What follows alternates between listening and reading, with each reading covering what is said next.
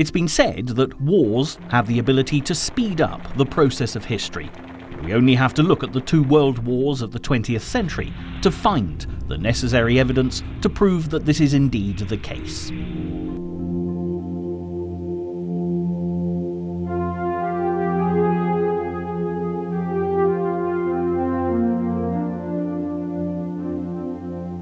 The First World War, fought between 1914 and 18, was described as the war to end all wars, but as the process of history attests, sadly was not the case.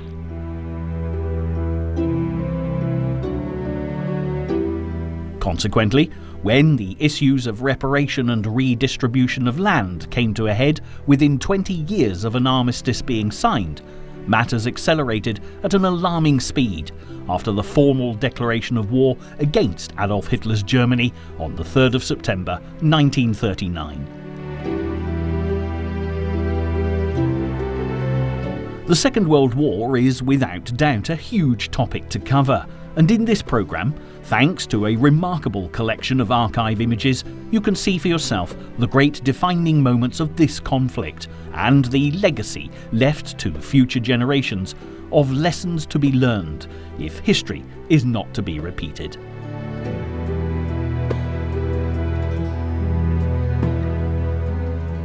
Statistically speaking, the Second World War was the deadliest conflict in human history, having claimed the lives of more than 70 million people, the vast majority of whom were civilians.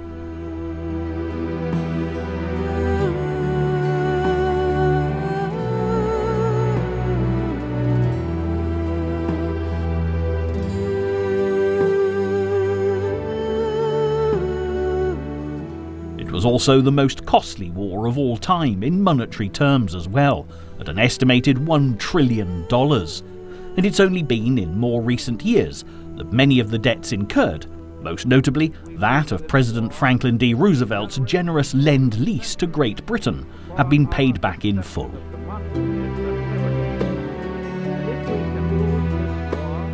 Needless to say, picking out the defining moments from undoubtedly one of history's most important and complex events is far from being an easy task, especially in a limited amount of time. However, as in all things, starting way back at the beginning will be the most logical course of action.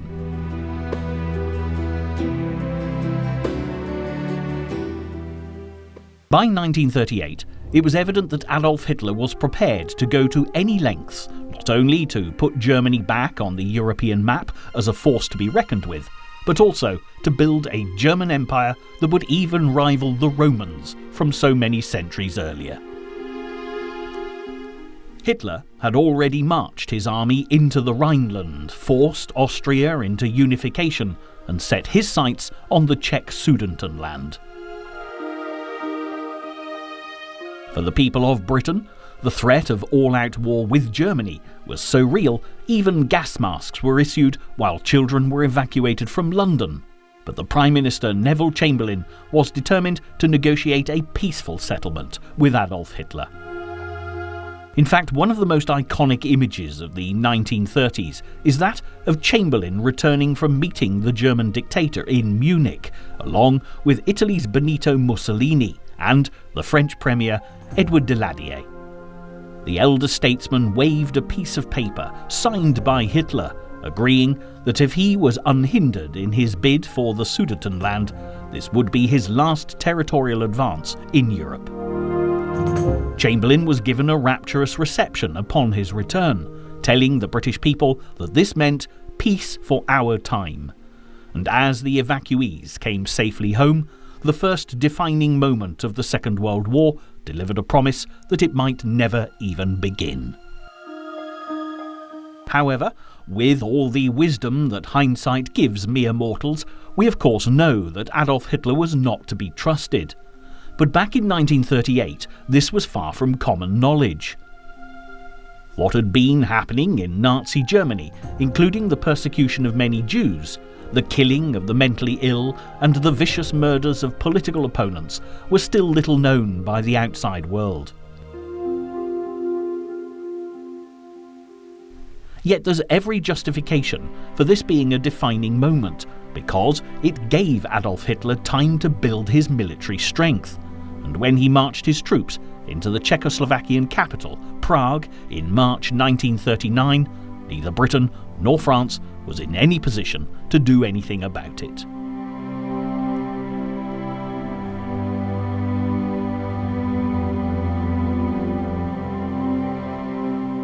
Precious time had been lost, and Adolf Hitler had every advantage, something that would characterize the first few years of the conflict. As the Nazis moved through Europe, becoming even bolder, it was evident that the British Prime Minister was unlikely to stand up against Hitler. This may seem of little significance today, but before World War II, the British Empire made the island nation a force to be reckoned with, on an equal footing with the Americans and the Russians. By the late summer of 1939, Hitler was preparing to extend his stranglehold on Europe with an invasion of Poland, but was all too aware that Joseph Stalin and the Russians on the eastern side would not be as easy to deal with as Chamberlain had been back in 1938. Hitler needed to be certain Stalin would not attack the Germans, and therefore agreed a non-aggression pact with Russia before ordering his tanks into Poland on the 1st of September 1939.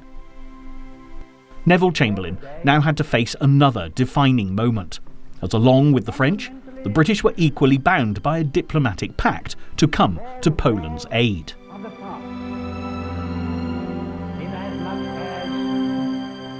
The British Prime Minister gave Hitler an ultimatum: withdraw from Poland by 11 a.m. on the 3rd of September, or a state of war would exist between the United Kingdom and Germany.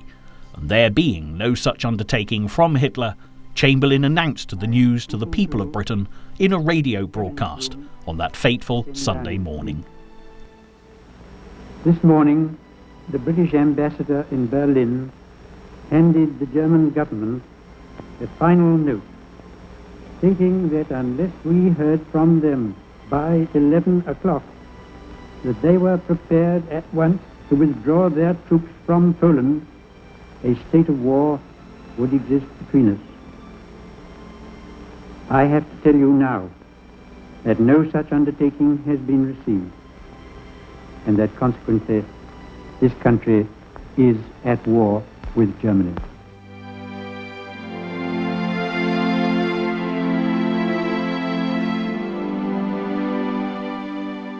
Despite the obvious disadvantage the British military were at because of Chamberlain's failure to go on the attack, little action was taken over the next few months, and this period of time, distinctly lacking in defining moments, became known as the Phony War.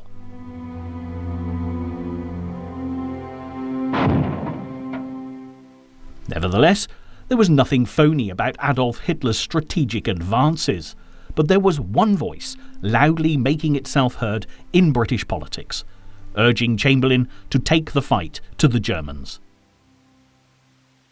With the declaration of war on the 3rd of September came the news that the lone voice, Winston Churchill, had been called to serve at the Admiralty as the First Lord.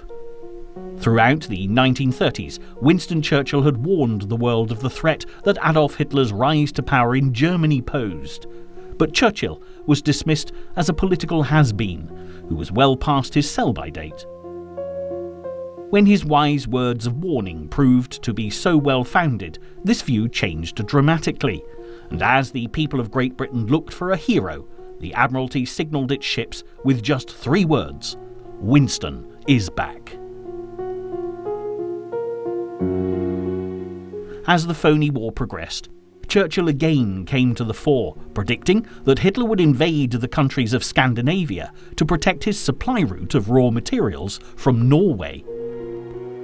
Churchill implored Chamberlain to send troops to prevent this from happening, but again the British Prime Minister favoured a wait-and-see approach, and once more it was only when it was too late, as Hitler's troops stormed through Denmark and Norway, that Chamberlain realised his error of judgment.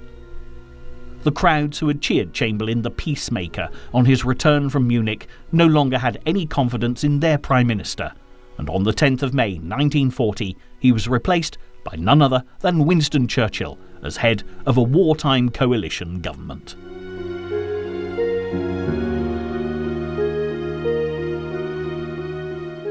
For Churchill, as he offered nothing but blood, toil, tears and sweat, one of the most crucial defining moments of the entire conflict faced him within hours of taking up residence at number 10 Downing Street, as Hitler's blitzkrieg advance through the Low Countries began.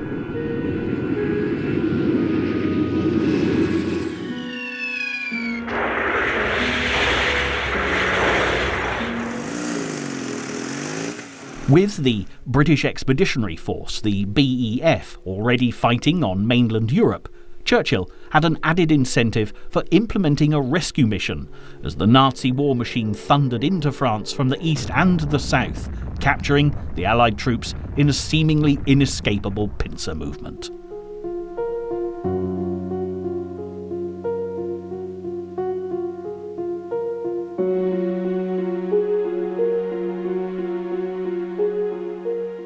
It was a time for heroism, and Churchill rose to the challenge, inspiring Britain's civilians to follow his lead.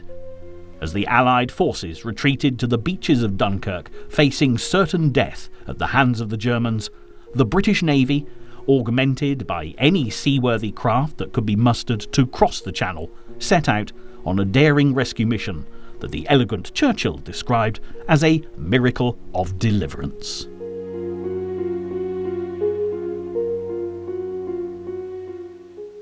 The flotilla of 700 little ships, which included everything from luxury yachts to tugboats and paddle steamers, set sail for France, not knowing what carnage they'd find there.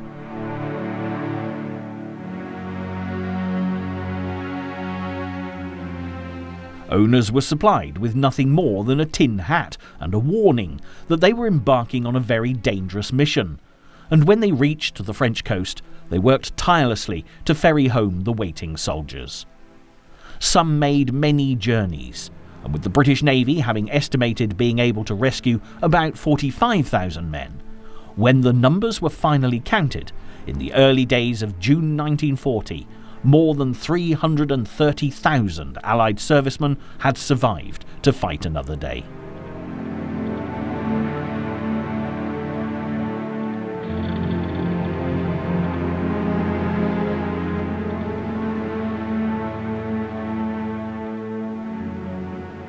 Winston Churchill had had his miracle, which was especially poignant as Hitler had said to his officers before starting this offensive to take the Low Countries and France, "Gentlemen, you are about to witness the most famous victory in history." For the first time, Adolf Hitler's carefully planned military strategy had failed to deliver the success the Führer had become so accustomed to. It could be said that although overall the Germans had won the battle for Dunkirk, the Allies had been triumphant even in defeat.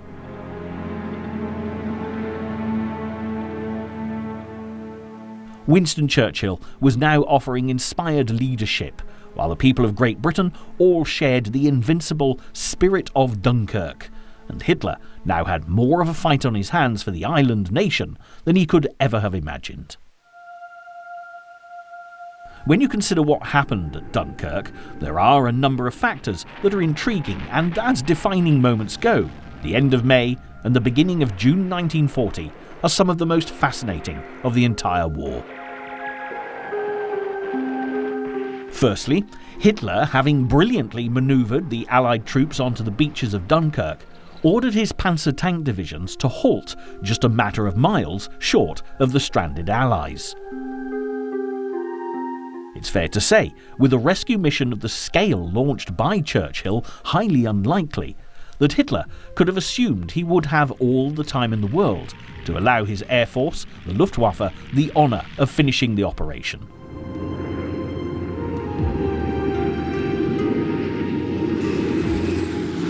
However, it has also been suggested that Hitler permitted the Allies to escape as a goodwill gesture, because he was still hoping for a negotiated peace with the British.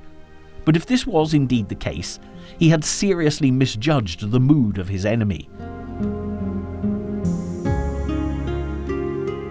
Winston Churchill openly declared in one of his finest speeches, "We shall never surrender."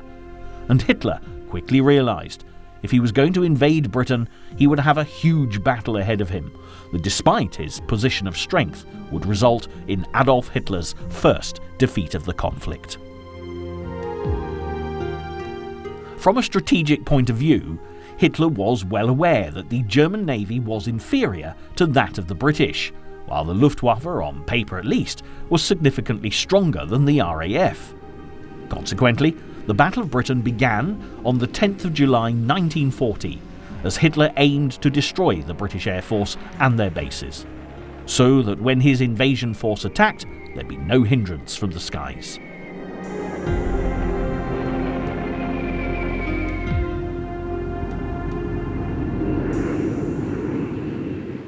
But Hitler had failed to account for the spirit of Dunkirk, and the British were victorious in the skies. Holding off the Luftwaffe until the autumn meant that a German invasion would not be possible due to weather and the tides. Undeterred, Hitler redirected his pilots to bomb London and Britain's major cities, instigating a terror campaign that has gone down in history as the Blitz.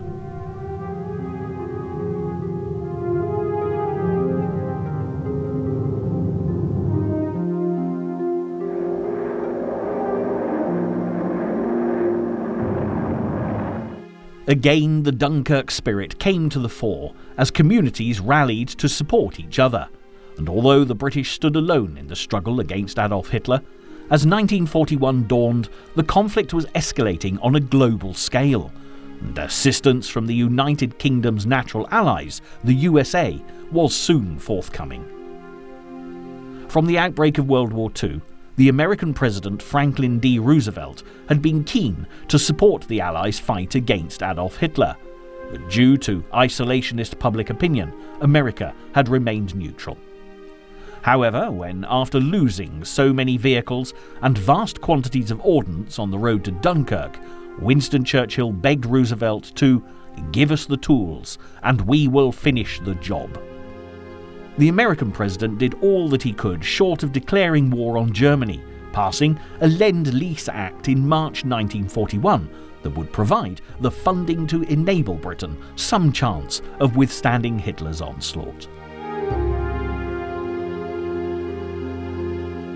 This, combined with a rather unexpected change of tactics from Adolf Hitler, meant that matters looked considerably brighter for Winston Churchill and the British, although it would open up one of the darkest chapters in the war, especially for the citizens of Russia.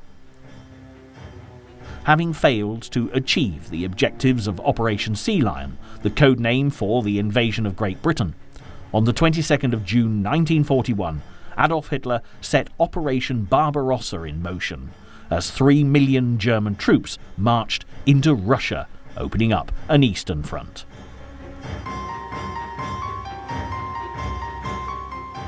His aim was to conquer the Soviet Union before winter, but Stalin's Red Army had very different ideas. The fight would be long and bitter, and Hitler's decision to renege on his non-aggression pact with Stalin would cost him dear.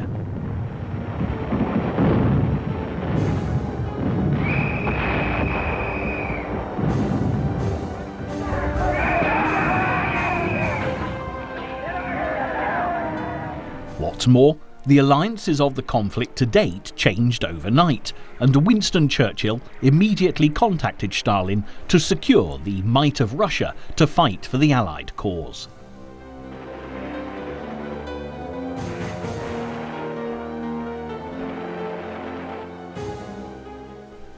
For the American president, this was an equally dramatic turn of events, but Roosevelt had another more pressing issue demanding his attention out in the Pacific, as the USA was about to experience one of the most defining moments of their entire history. The conflict between America and Japan had been growing in the Pacific since the beginning of the war, and Roosevelt put sanctions in place by July 1941, designed to curtail the imperial Japanese nation and their expansionist dreams in the Far East. And this is where the link with the war in Europe became so much more clearly defined, as the Japanese had signed a tripartite pact with the Germans and the Italians back in 1940 that formalised the Axis powers. Undoubtedly, the last thing Hitler wanted, as he continued to bombard Britain and take on the mighty Russians, was the Americans entering the war on the side of the Allies. But as events played out in the Pacific, that was precisely what would happen before 1941 drew to a close.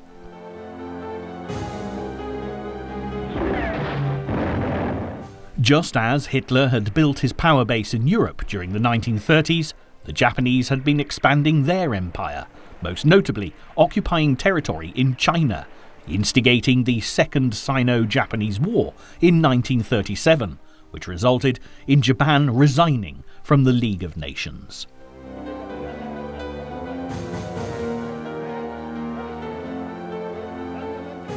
Roosevelt registered American disapproval by terminating trading with Japan, but the Empire of the Sun continued to expand until in 1941 the USA put a complete embargo on oil supplies to the Japanese.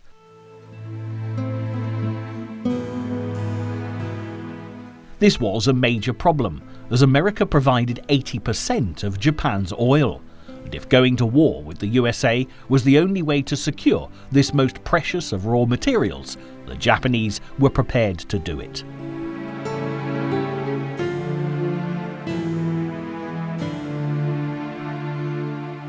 However, being excellent military strategists, they knew they would have to plan with the greatest of care, and the element of surprise would be absolutely crucial.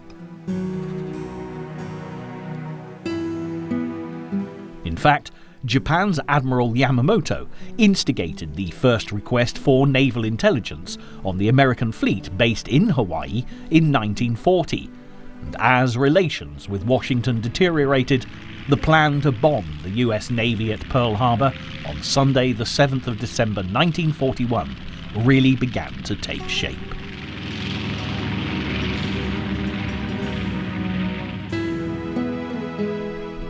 For Japan, the mission was a total success as the Americans awoke to total devastation, with the first wave of Japanese pilots attacking at 7:45 a.m, while 3/4 of the anti-aircraft guns were unmanned. In less than 30 minutes, the US Navy had been decimated with the loss of 16 ships, more than 160 planes, and 2,400 servicemen. When news reached President Roosevelt in the White House, he described it as a day of infamy. And not surprisingly, on the 8th of December, America declared war on Japan with the full support of the nation. There couldn't have been a more defining moment, not least because of the tripartite pact, which meant that Germany and Italy were duty-bound to declare war on the USA, which they did on the 11th of December. As ever, Winston Churchill had something to say on the subject of America entering the war, remarking that Hitler's fate was sealed. Mussolini's fate was sealed. As for the Japanese, they would be ground to powder. Not that Churchill escaped the attention of the Japanese, because they had also declared war on Great Britain. Never slow to act, the nation's Prime Minister reciprocated on the 8th of December. The world was quite literally now at war, and as the true horror of Adolf Hitler's treatment of those banished to Nazi concentration camps was now becoming all too evident, the determination of the Allies to overthrow the Axis powers was a powerful force to be reckoned with.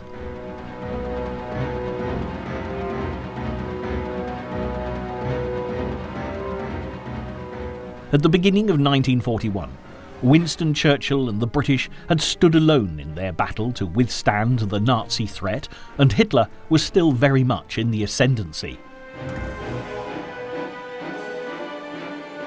However, by the end of a year of defining moments, the world's greatest financial power, the Americans, the world's greatest military power, the Russians, and the world's greatest empire, the British, were all joined together, fighting for the Allied cause, turning the tide very definitely in their favour for the first time since the outbreak of World War II.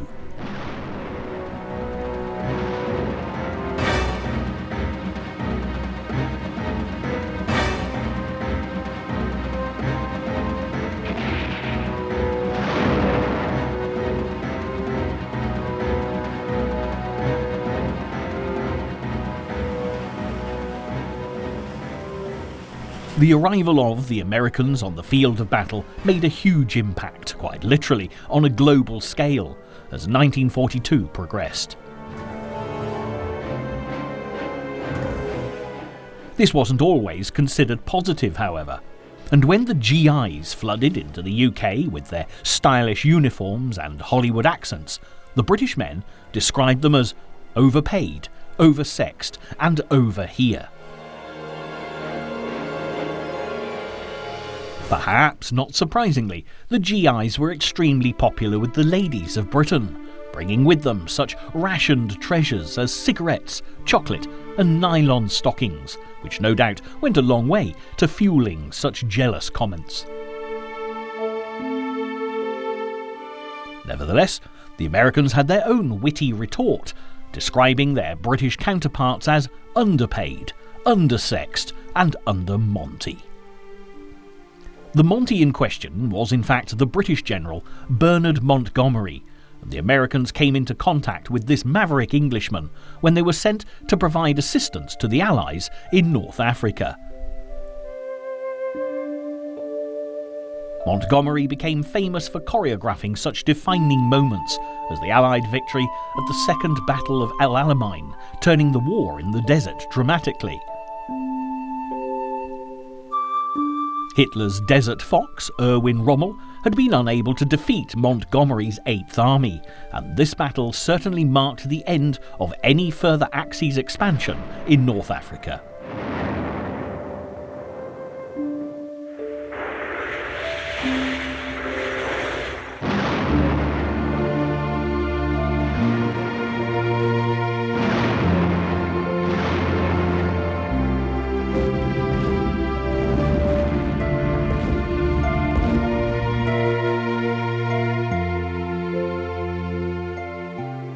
Yet despite Montgomery's huge popularity with the men who fought under his command, he posed quite a problem for the American generals sent to take charge of desert missions. In fact, the US general, Walter Bedell Smith, actually told Monty straight that he was great to serve under, difficult to serve alongside, and hell to serve over. But Montgomery, true to form, continued to follow his own path, and there would be many defining moments, courtesy of Monty, still to come.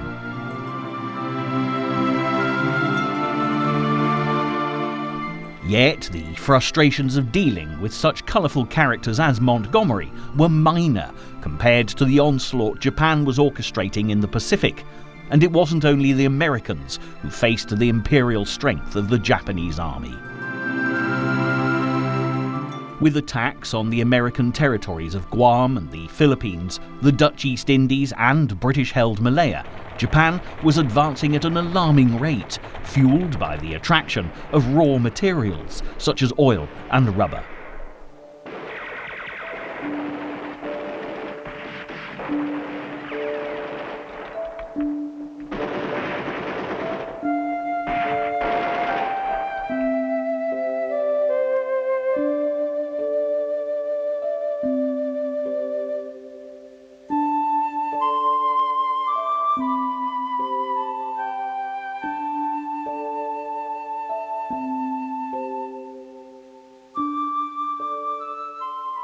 For the British, with outposts of the Empire now under threat, the need for battleships in the area was of vital importance. But when HMS Prince of Wales and HMS Repulse were torpedoed by the Japanese just days after Pearl Harbor, it effectively meant the end of Allied shipping in the Indian and the Pacific Oceans. And the Japanese were very keen to take full advantage of the situation, as a succession of defining moments quickly followed.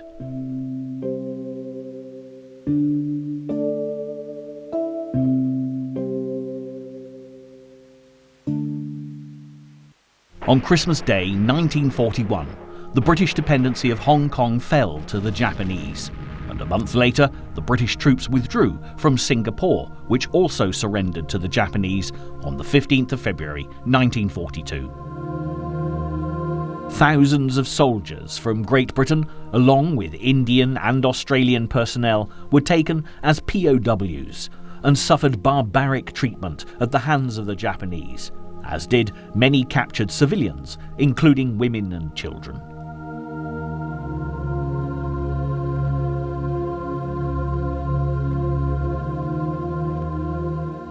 As news reached the rest of the world of the atrocities being committed, determination grew amongst the Allied nations to halt the Japanese in their tracks.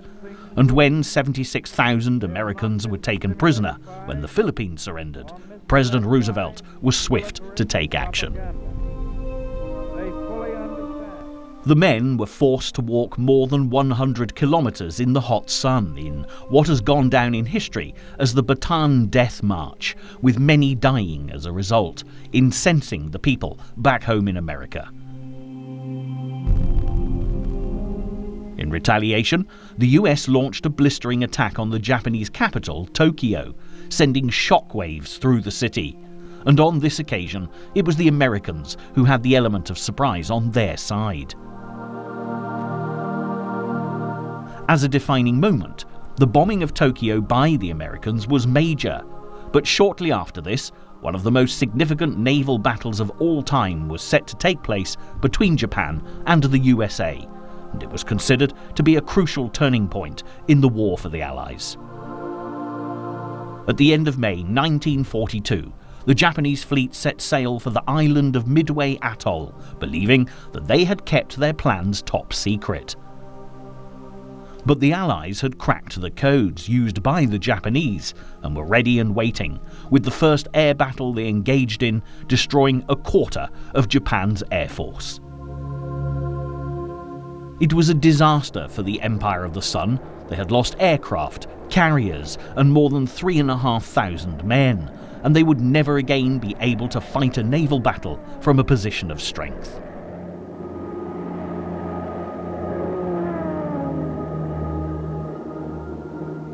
Although the Emperor of Japan proclaimed the Battle of Midway a victory, it was a huge defeat. And for the Americans, it was a huge morale boost in the Pacific, giving them the edge over the Japanese for the first time since Pearl Harbor.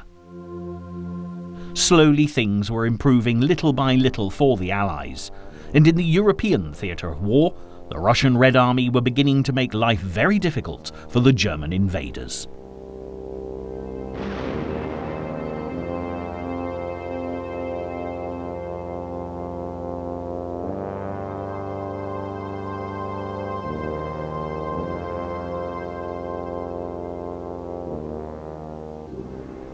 Adolf Hitler had his sights set on the Russian city of Stalingrad, and this was predominantly for propaganda value, as it bore the name of the Soviet dictator. Equally, Stalin was determined to defend the city to the bitter end, and as Hitler boasted that this was a conquest his Sixth Army would quickly achieve, another defining moment was about to go down in history.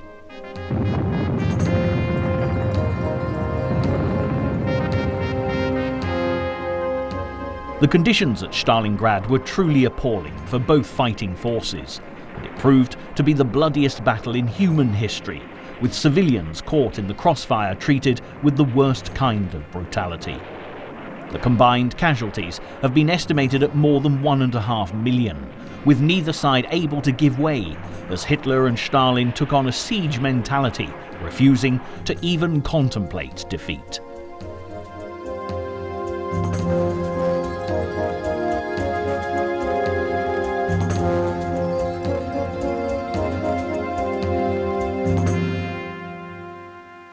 The new year of 1943 brought with it little cheer for Adolf Hitler from the east, and by the end of January, the Germans began their surrender.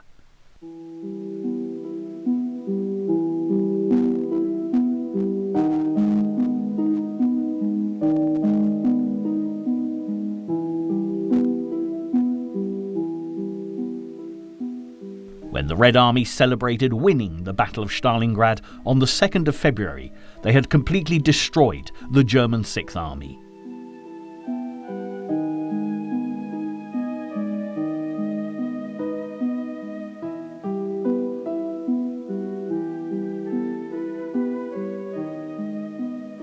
It was a defining moment for Adolf Hitler, but not of the kind he'd been used to.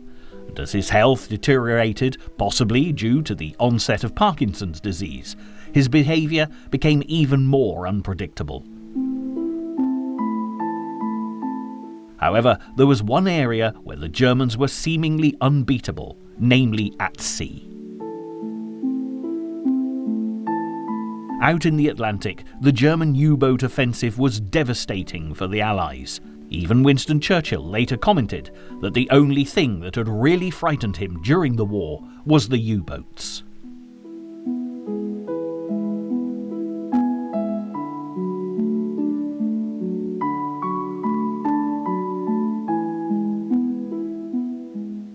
But in the end, the Allies won the battle for the Atlantic in a matter of months, and rather than there being one defining moment, many converged all at the same time.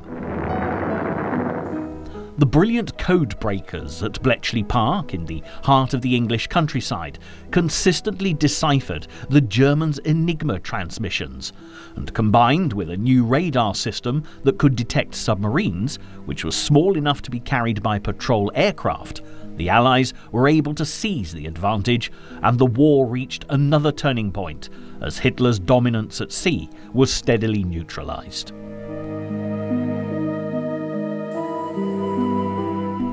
Meanwhile, back on land, with the battle for North Africa completed, Allied troops, now strongly reinforced with American service personnel, were ready to cross the Mediterranean and begin their assault on Italy, starting with the island of Sicily.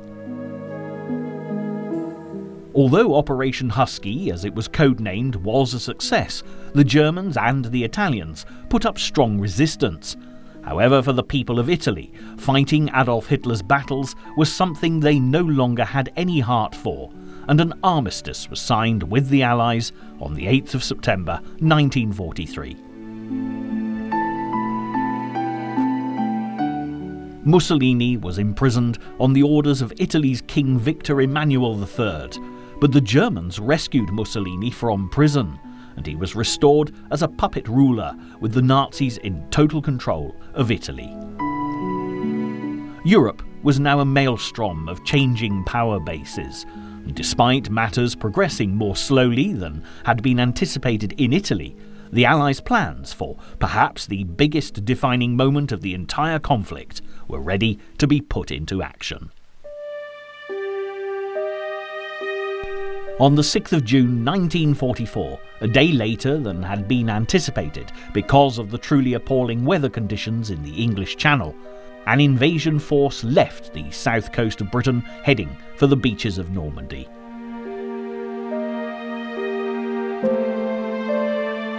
It would go down in history as D-Day, and despite Adolf Hitler being well aware that such an attack was imminent, it still came as a complete surprise, giving the Allies a huge advantage. The Germans had been convinced the invasion would come from Dover and target the Pas de Calais, and the Allies did all they could to encourage their enemy to believe this. For every reconnaissance flight over Normandy, there were 2 over Calais. This, combined with the dreadful weather, even convinced Rommel, the commander Hitler had appointed to defend France against invasion, that it was safe to return home to Germany to celebrate his wife's birthday. The 5 landing beaches, codenamed Utah, Omaha, Gold, Juno and Sword, were located between Cherbourg and Caen, and the resistance met by the Allies varied dramatically. At Utah, the first of the American landing beaches, there were few Germans in defensive positions, and there were, accordingly, minimal casualties.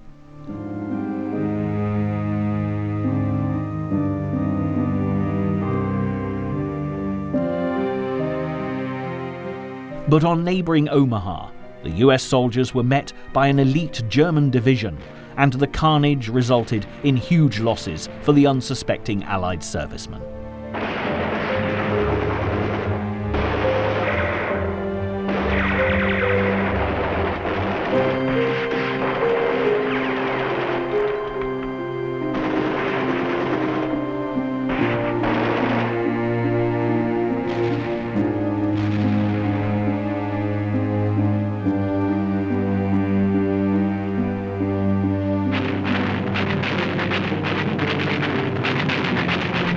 Casualties were also high on Sword Beach, where British troops came ashore.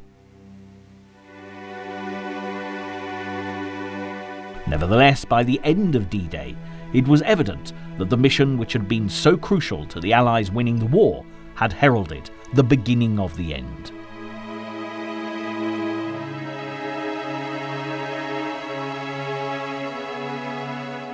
Incredibly, the events of D-Day could equally have gone Hitler's way, and it would in fact take the entire summer for the Battle of Normandy to be won.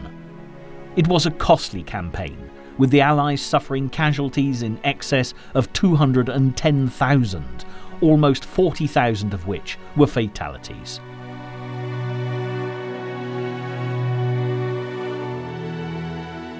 The German casualties were more than 300,000, and a visit to Normandy today, where memorials to the fallen on all sides of the conflict can be found, will prove to be an incredibly moving experience. There is no more poignant reminder of this particular defining moment than the cemeteries where the dead have been laid to rest, forever warning future generations of the true horrors of war.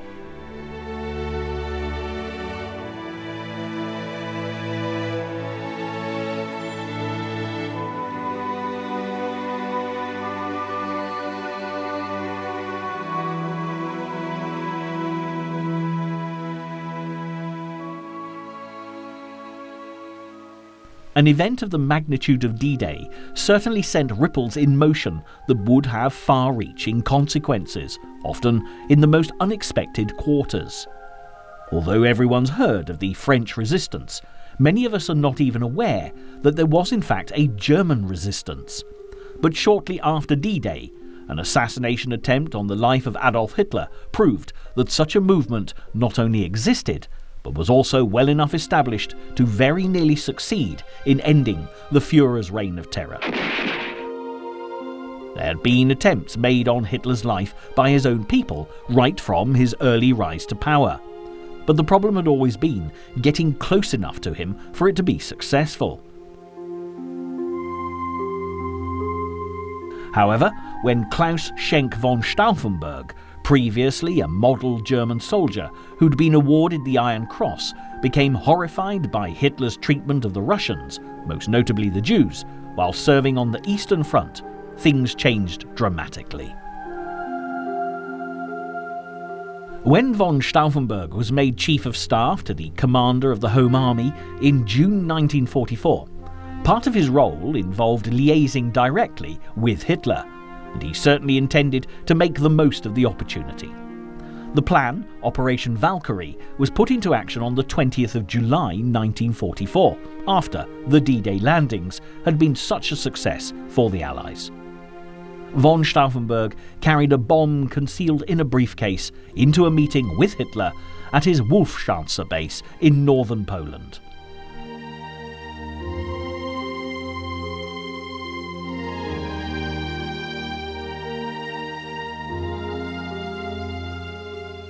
Fortunately, although the bomb went off after von Stauffenberg had left for Berlin to meet with his co-conspirators, the briefcase had been moved, and Hitler survived, suffering only temporary paralysis of the right arm and pierced eardrums.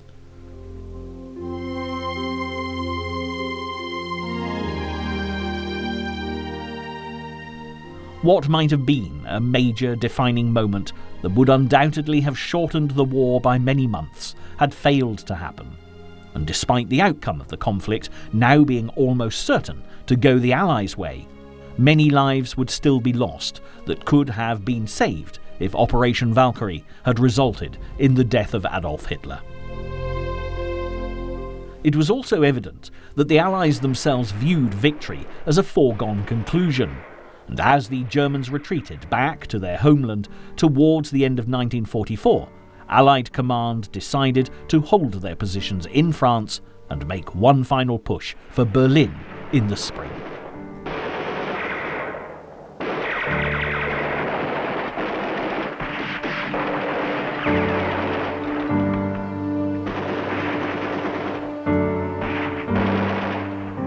But like a wounded animal, the Nazi war machine was still capable of inflicting immense damage, and in a last desperate bid to fight back, Hitler attempted a daring mission to split the Allies by again attacking through the Ardennes, just as he'd done on the way to Dunkirk all those years earlier.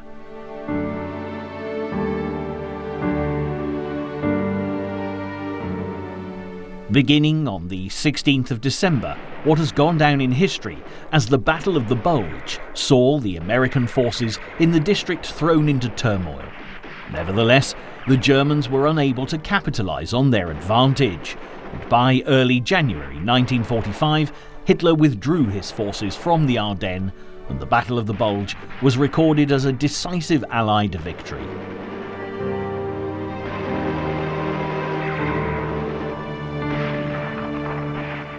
Hitler's last gamble had failed, but the Allies had still lost 81,000 men and more than 730 tanks, and as the push for Berlin now became the main focus in the European theatre of war, the Germans' final defining moment proved to be no more than a last sting in the tail. While the Allied leaders met at the Yalta Conference to decide the fate of post-war Germany, the fight for Berlin began in earnest.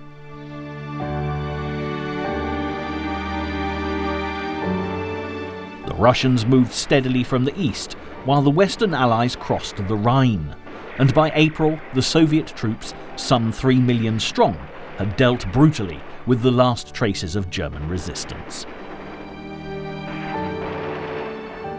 With the Russians at the gates of Berlin, Adolf Hitler had nowhere to run, and on the 30th of April he committed suicide as the city at the heart of his 1,000-year Reich burnt and crumbled in ruins around him.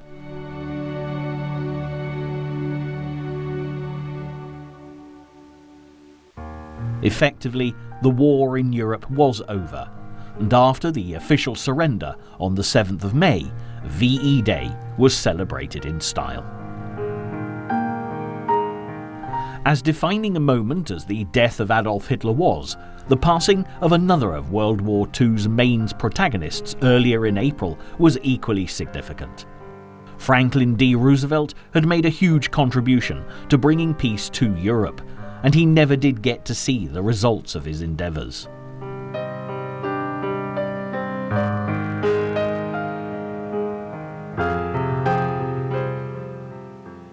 His successor, Harry S. Truman, was left with a huge dilemma, because the Japanese, still engaged in a bitter battle with US troops on the island of Okinawa, were showing no sign of even considering surrendering.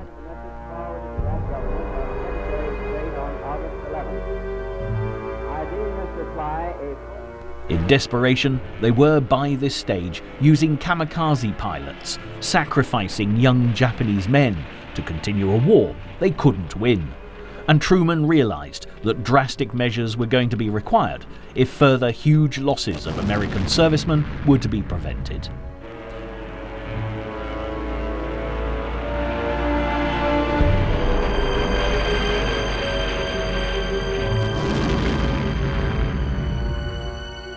Truman was also far more wary of the Soviet leader Joseph Stalin than Roosevelt had been, and the Russian was now controlling much of Eastern Europe. With the battle for Berlin won, Stalin turned his attention to the Japanese, preparing to send reinforcements, but the Western Allies were concerned that if the Soviets became too powerful in Japan, the situation was unlikely to bode well for world peace.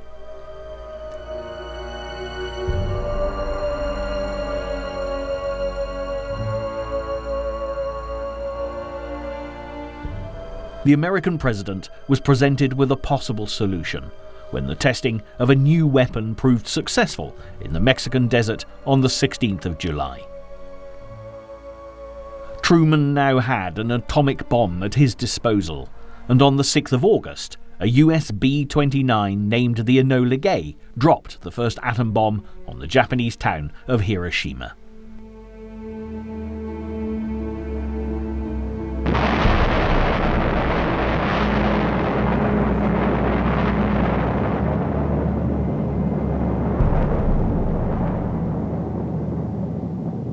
When there was still no surrender forthcoming, a second nuclear bomb was dropped on Nagasaki, and with the appalling consequences of this new generation of weapons now evident, the Japanese formally surrendered on the 2nd of September 1945. The Second World War was finally over, but peace came at a terrible price.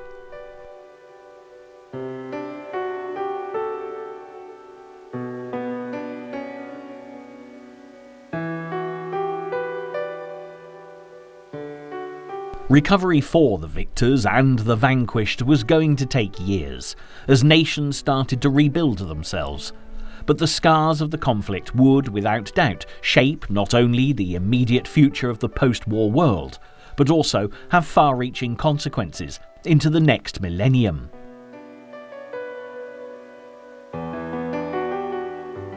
More than 70 million people had died, men, women and children, civilians and military personnel alike. The number left homeless was staggering as refugees struggled to re-establish their lives wherever they could. And as the real truth about the horrific war crimes that had been perpetrated on the orders of Adolf Hitler came to light, it was all too obvious that a spirit of peace and reconciliation was never going to be easy to achieve. Nevertheless, the Allies were determined that even such notorious war criminals as Hermann Göring should receive appropriate justice, and the Nuremberg trials were held in Germany between 1945 and 1949 to ensure that those responsible for atrocities were held to account for their actions. It was also important that the Allies did all in their power to promote better relations between every nation, so that the rise of a dictator as dominant as Adolf Hitler, committing such terrible crimes against humanity, could be prevented from ever happening again. Just as the League of Nations had been formed for this laudable purpose after the First World War, the United Nations came into being on the 24th of October 1945 to continue the peacekeeping role. But the aftermath of this second global conflict was far more complex, not least because of the availability of nuclear weapons.